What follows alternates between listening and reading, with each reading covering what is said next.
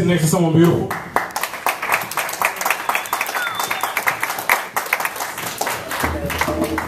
It's crazy because he's talking about we live in, y'all live in perfection, and I'm literally out there earlier practicing my pieces, and I'm looking at the mountain. I'm, yo, can I run some shit by you real quick? Can I just say some shit to you real quick? I don't know how y'all could ever be angry in a city like this. I just imagine a car wreck in Colorado Springs, and y'all just get out the car. What the fuck? Hey, are you all right? That is what happened. You know what? That was totally me. My chakra has been unaligned, and did you watch that last Doctor Who? Let's just exchange information. Whatever. Okay, so I'm gonna do a couple of pieces real quick. Actually, I don't like prefacing, but I'll do it just this once. This piece is about the greatest man I've ever known. About my son, Mr. Krishan Glenn Williams.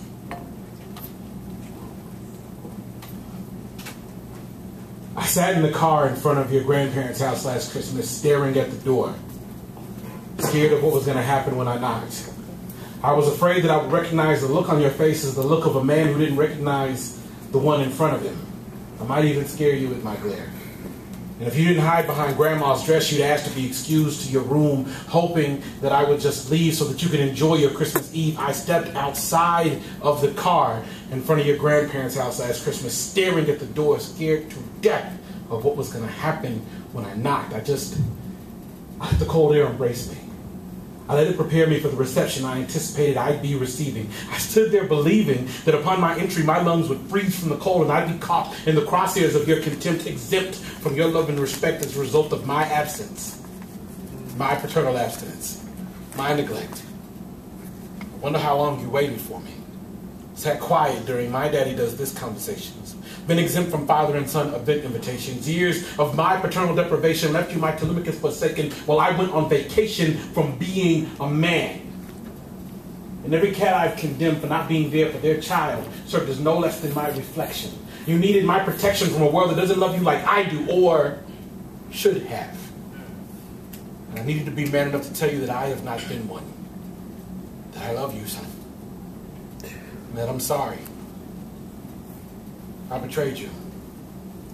Scared to just call you up and tell you that I was afraid of being your father. And yes, I've been through my fair share of pain and abuses, but you can't hold self-pity. You can't hug anyone's excuses. And any excuse I could have for playing the part of recluse is useless when the truth is you needed me.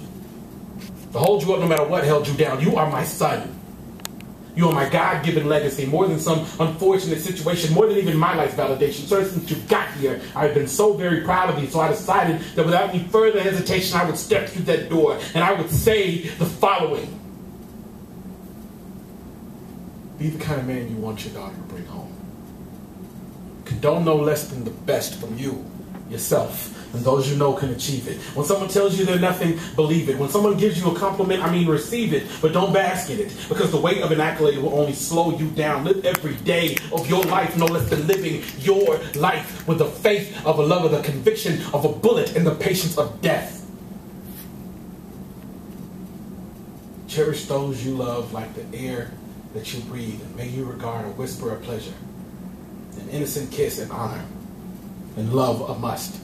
Refuel yourself with passion, refined from lust. And God, never cease to trust. Put on the wings of the morning, past your past, over yourself, and into the dawn of a future worth leaving behind you. Never let the pain haunt or linger, and I will always be there to remind you of this, and that I love you like I needed to do that night.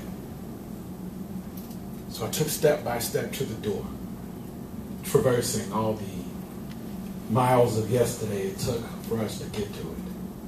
For you, I got over it. For us, I got through it. I raised my hand to the door of your grandparents' house. And for you, my son, I knocked.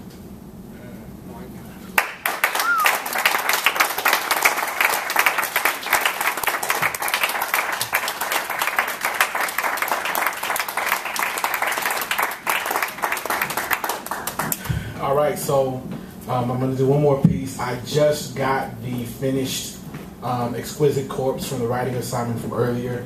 I'm going to pass the honor of reading it to Luke because I just want to see his face when he reads what everybody put together.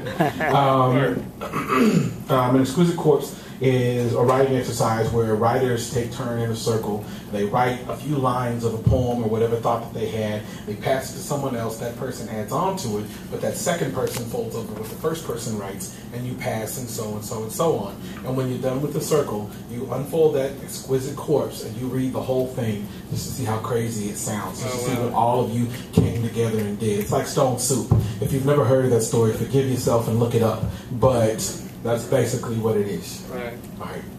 One piece.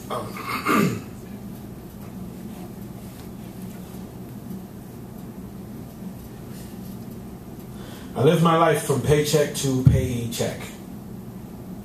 So in exchange for the services rendered, I get the next day. It means you're barely able to pay the bills. And no matter how many tomorrows I get, I tell you, they will go so fast that before the check comes, my money is spent.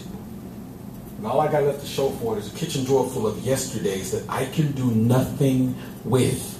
I applied for assistance, but you only get help sporadically. It kind of prompts you to stop asking. I gave up on waiting for someone who breathes, someone who bleeds, someone who's going to fail, just like I do. I gave up on waiting for someone else's light to guide me out. I ain't never been one for waiting anyway. Decided that since I'm on borrowed time, I better live this life now before someone comes back around asking for the money. I need to live like the money is here instead of writing a check I can't be sure I can cash because I'm still kind of sore from the last time I found out I was wrong.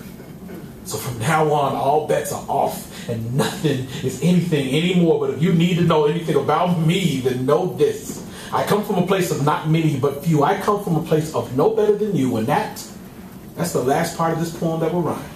I will no longer recreate what you see when you do take notice, because when I ask you and you tell me, I have no idea what you are talking about.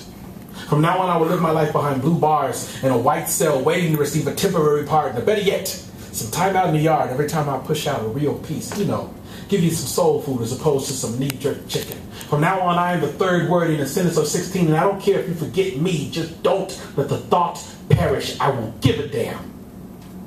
I'll keep some mommy in case you need one. If I find out I know more than you, then I will see to it we are on even keel before our time together is done, and I will no longer wait for someone to love me. Because when you think about it, you don't love yourself enough to be happy being alone. You've been cheating on yourself with everyone you thought you would give your heart to, and I am done living my life as an adulterer. I will be a slave to the idea of my own freedom, wearing the whelps on my back with pride. So if you have to know anything about me, then look at yourself. There's some of me and all of you and vice versa. I will pay what I owe for what I have done. When my time is nigh, yes, that'll be in cash, not credit. Don't ask me about anything other than nothing in about 5 seconds from now, because that is all that I have. Don't ask me about tomorrow or further. I have no future. I've already lived it.